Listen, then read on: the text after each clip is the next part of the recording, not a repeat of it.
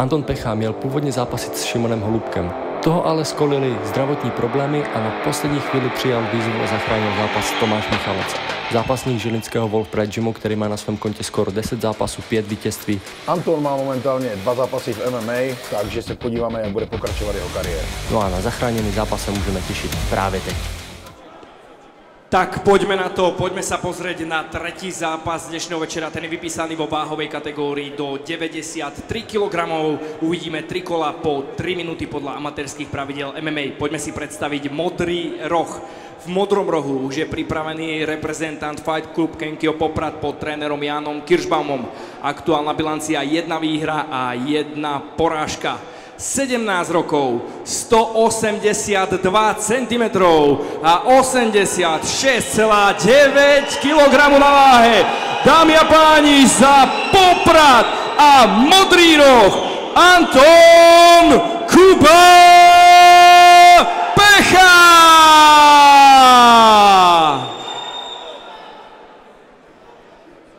Na druhej strane už je pripravený domáci reprezentant, ktorý tento zápas zobral naozaj na poslednú chvíľu a za to si zaslúži určite váš potles.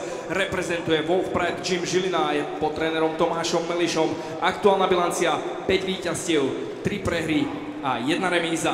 18 rokov, 180 cm a 85,9 kg na váhe.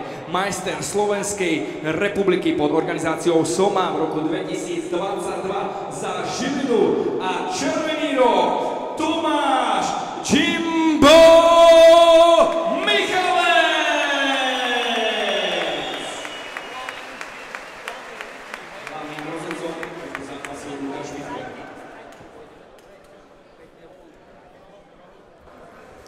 Môžeme teda aj vidieť z týchto úvodných štatistík oboch bojovníkov, že Tomáš je rozhodne skúsenejší. Ale to veľakrát nemusí nič znamenať. Poďme na to. Tretí zápas dnešného večera je tu. A Anton začína hneď divoko.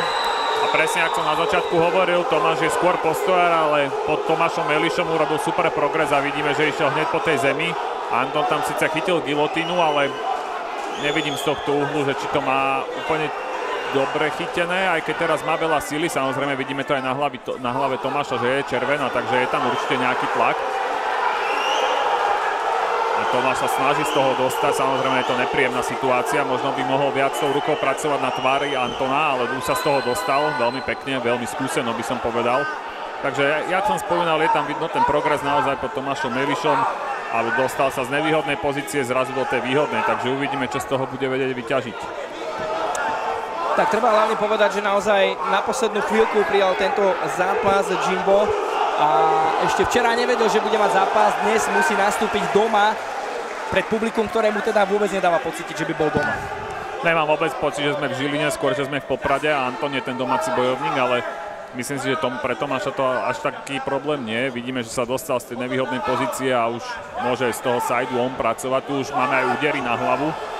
Takže uvidíme, čo z toho vyťaží. Možno by mohol prejsť, aj keď Anton mu pekne drží tú nohu, takže nemôže prejsť do tej výhodnejšej pozície.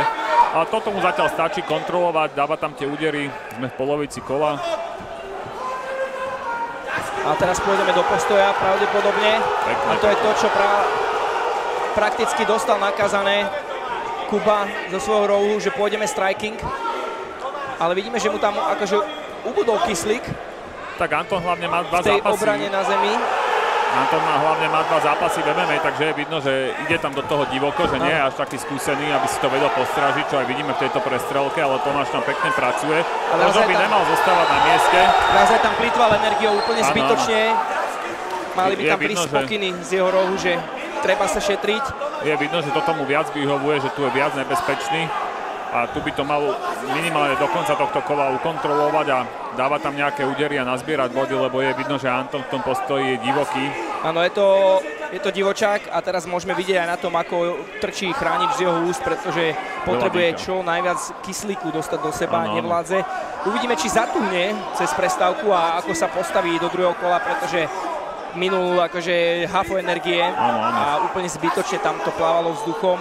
A to je to, čo som hovoril, má za sebou len 2 zápasy, ešte to publikum vyhecovalo ho tomuto výkonu, takže nemá to ešte tak pod kontrolou, za to Tomáš to pekne zvládol. vždy ten súboj zobral na zem, lebo cítil v tom postoji, ale teraz pekne zakročil tú ruku a tu síce už posledných 10 sekúnd, ale... Tak tu je jediné šťastie, že nemôžu prichádzať lakte, lebo... Big problém. To by bol big problém, áno. Ako hovorí Ivanko Buchinger. No ale máme tu záver prvého kola. Vidíme, že Tomáš Michalec odchádza do svojho rohu celkom relatívne fresh. Veľmi chce ukázať fanúšikom, že proste výhra, že dá KO, tak niekedy to býva aj problém. Áno, toto je ten prípad, keď fanúšikovia sú skôr negatívum tvoje, pretože ťa tak ženú dopredu, že... Veľmi chceš, ale to je zároveň veľký problém. No, ale... To potom nevieš nejak vstrebať. No ale poďme sa pozrieť do druhého kola, vidíme, že to začalo oveľa pokojnejšie. Oveľa pokojnejšie, ale to je len dobre pre Antona, určite aj ten kyslík vie nazbierať ešte.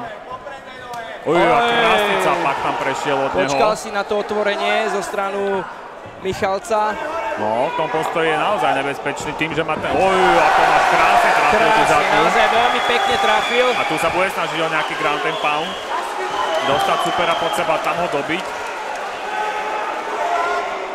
Pekná robota od Tomáša. Veľmi krásne ho tam trafil, mám taký pocit, že na chvíľku bol mimo. A Anton zbytočne dáva chrbát svojmu superovi. No a sme v dominantnej pozícii. A tu by som si dal veľký pozor, lebo sme v amatéroch a tu môže byť skoro ukončenie. Ale vidíme, že to asi aj pravdepodobne príde, lebo Tomáš to má naozaj granáty v tých Lukáš rukách. Pivko komunikuje s Antonom aktívne. Ale vidno, že Anton je aktívny, snaží sa aj pracovať, ale tu už máme koniec. A je tu koniec. Tomáš teda vybojoval domácu výhru a vidíme tu aj vylezenie na klietky s tou jeho váhou, akože klobúk dole. Ale zaslúžená výhra pre Tomáša. Zobral to na poslednú chvíľu a urobil super výkon. Každopádne Anton sa snažil.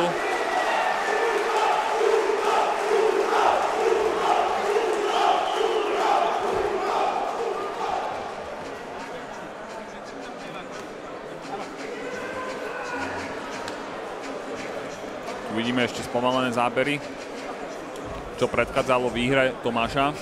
Môžeme pokračovať ďalej.